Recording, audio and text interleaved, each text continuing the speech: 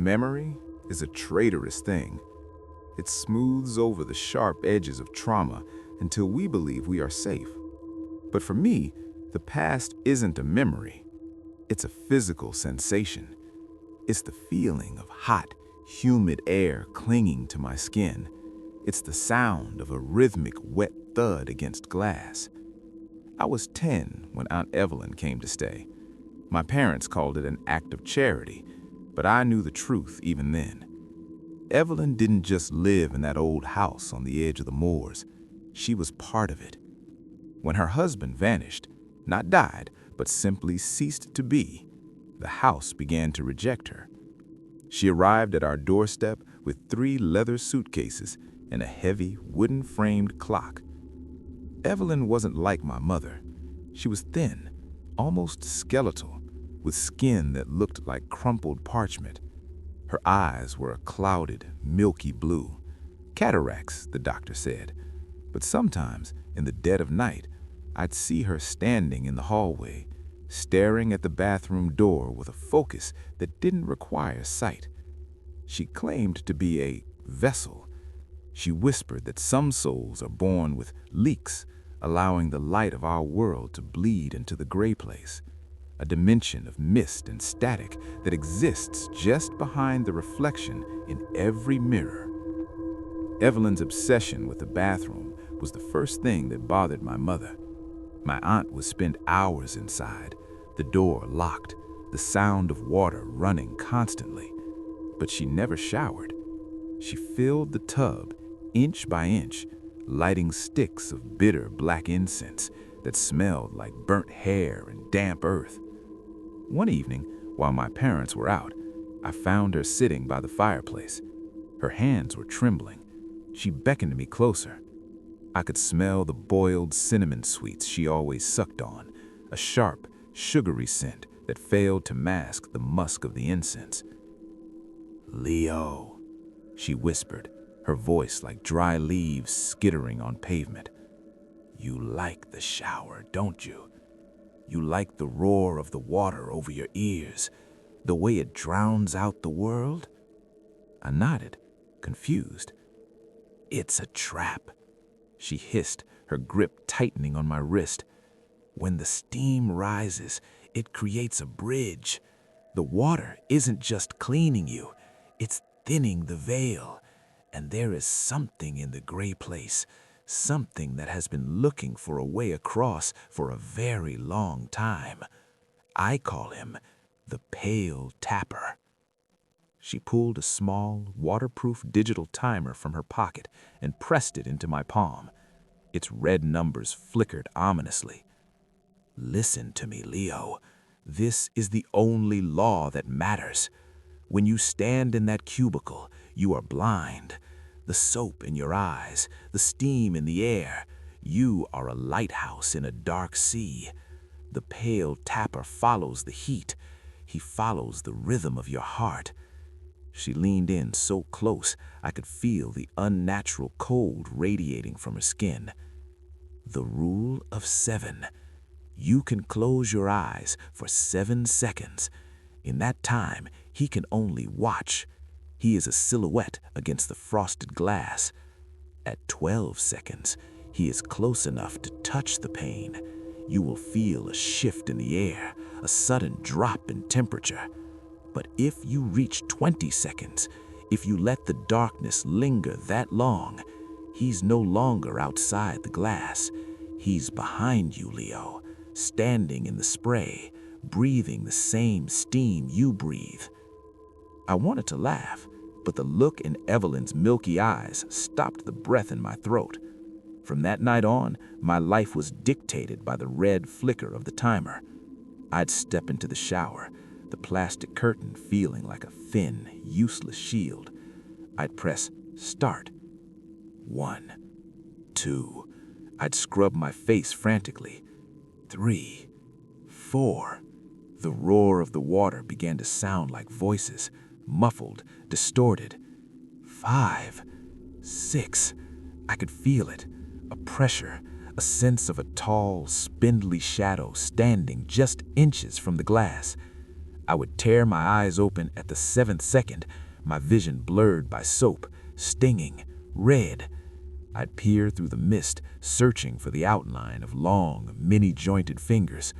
Every time, the bathroom was empty, but the air felt thick, occupied. My greed slipped. I stopped playing outside. I was obsessed with the count. My mother found me crying in the hallway one morning, my hair still matted with unrinsed shampoo. "It's those stories," she screamed at my father that night. "Evelyn is mentally ill, Simon. She's filling his head with demons and ghosts. She has to go." The night before Evelyn was supposed to be moved to a care facility, she came to my room. She didn't look like a vessel anymore. She looked like a sacrifice. "He's angry, Leo," she whispered, her voice like dry leaves skittering on pavement. "He's been denied too long. He's tired of the glass. He wants the light." She stroked my hair. Her hand felt like ice. "I'm going to close the door tonight.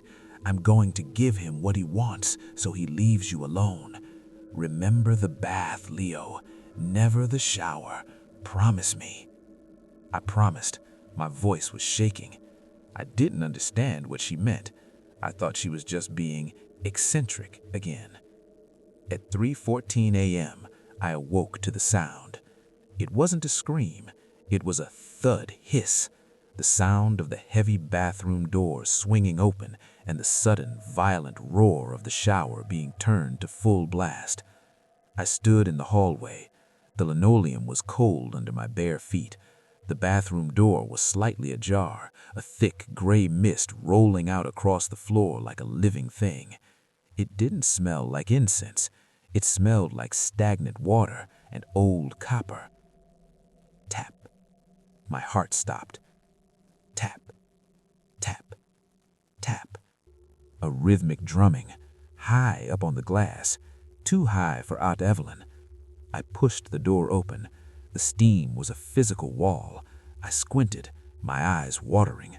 I saw her silhouette slumped against the shower door, her naked, blue-white skin under the flickering fluorescent light, her head tilted back at an impossible angle.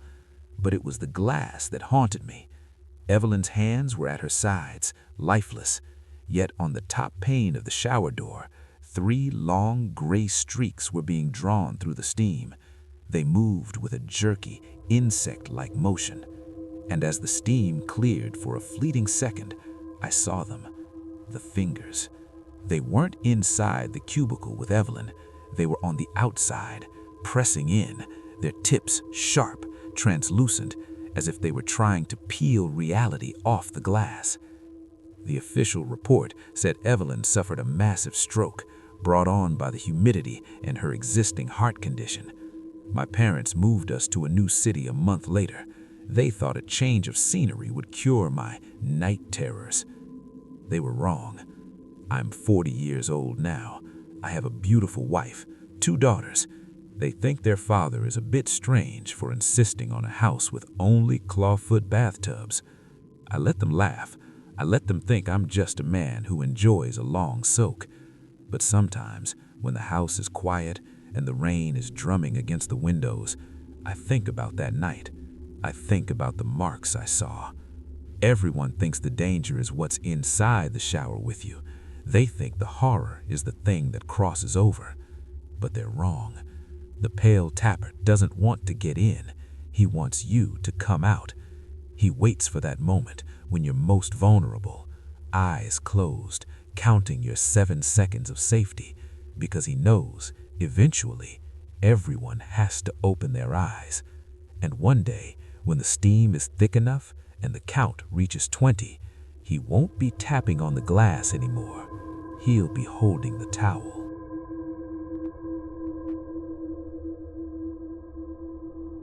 I don't remember my childhood as a series of happy moments.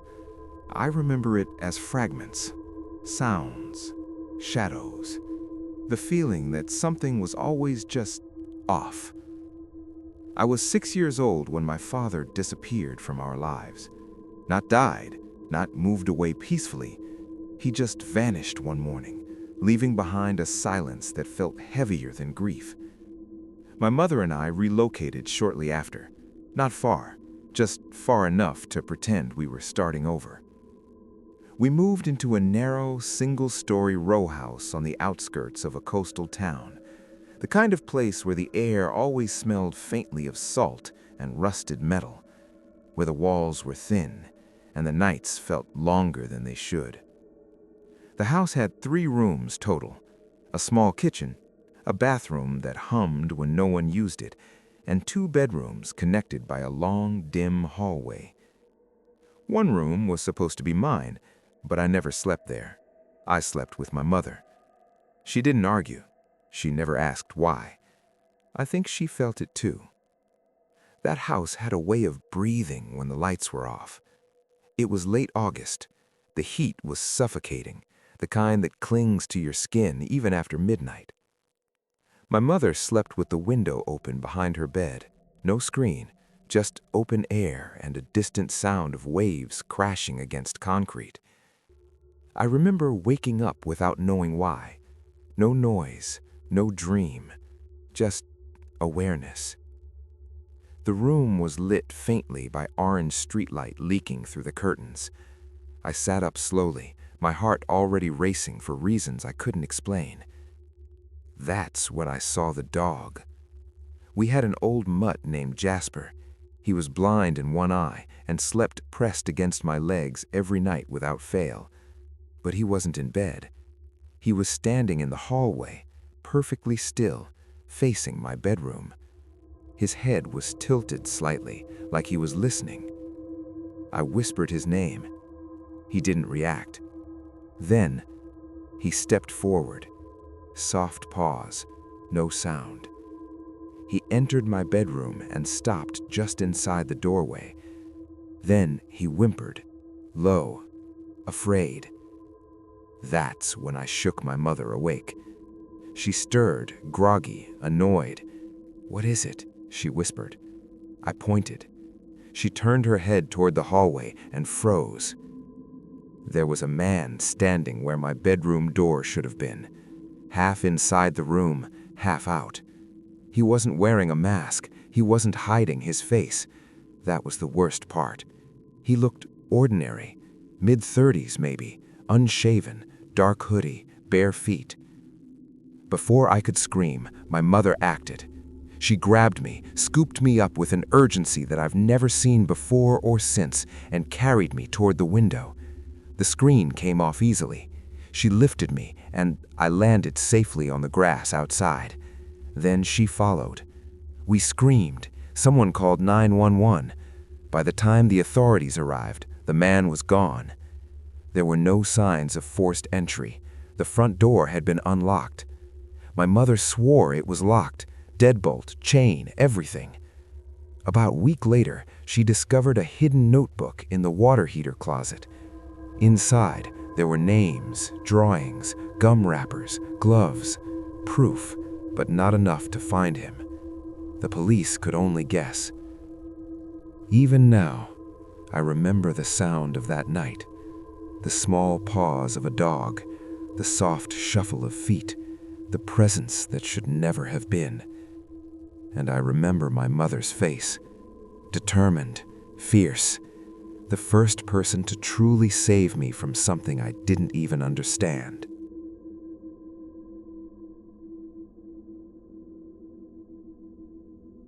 I didn't grow up believing in monsters.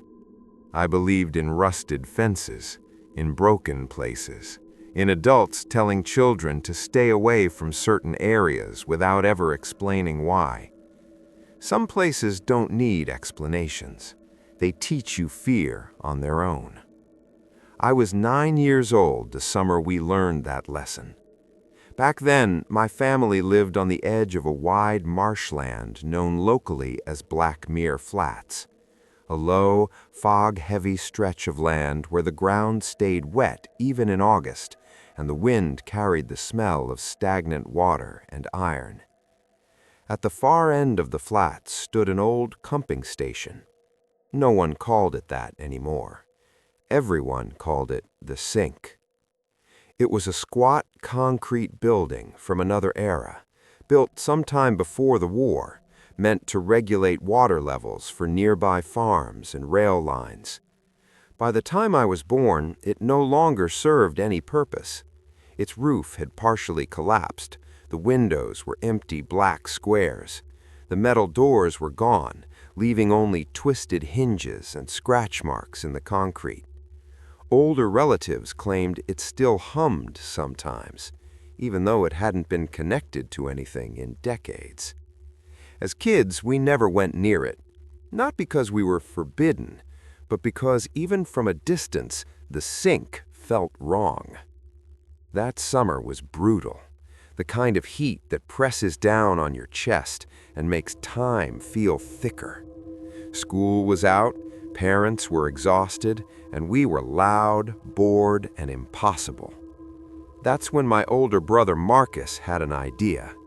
He was 17, tall, broad-shouldered, convinced he was invincible.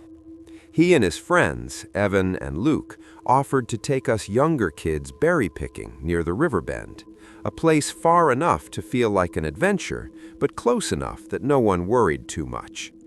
There were 6 of us younger ones, all under 10, all too excited to think clearly. We grabbed buckets, old sneakers, and followed the older boys through the tall grass.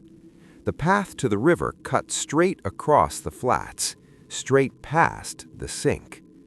Conversation faded as we got closer. The air changed, cooler, heavier. Even the insects seemed quieter. We didn't tell ghost stories. No one joked, not even Marcus.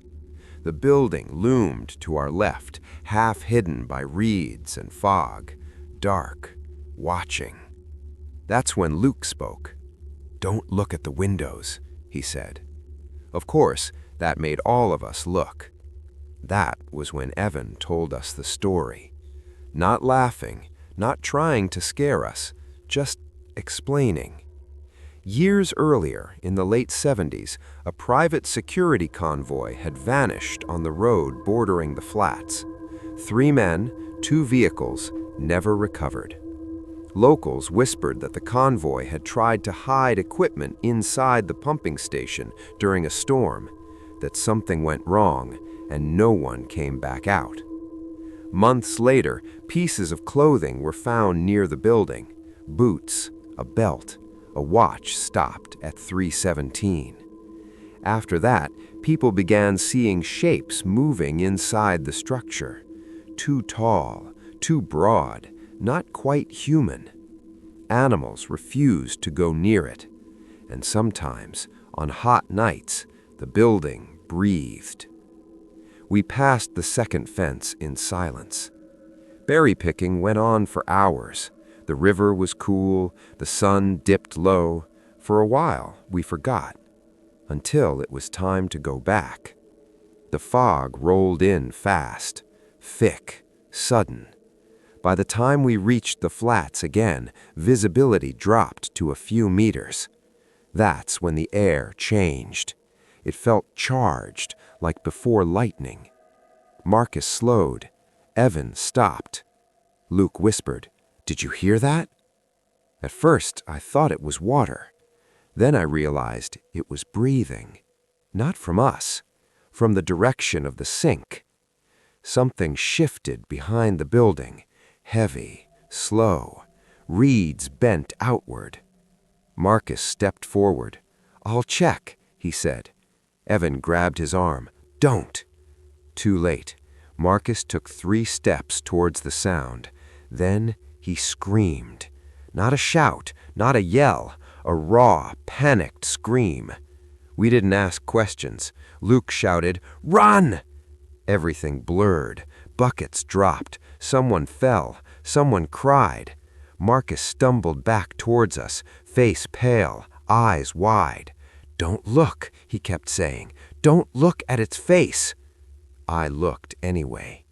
Between the fog and the reeds, something stood. Too tall, its outline wrong, its eyes yellow, reflective, unblinking. Hair covered its head and shoulders, matted and wet, clinging like moss. It didn't chase us. It didn't need to. We ran until the road appeared, until headlights, until houses. Only then did we stop. Marcus sat on the ground, hands shaking. "What was it?" someone asked. He swallowed hard. "It was smiling, but it didn't have a mouth." Adults never believed us.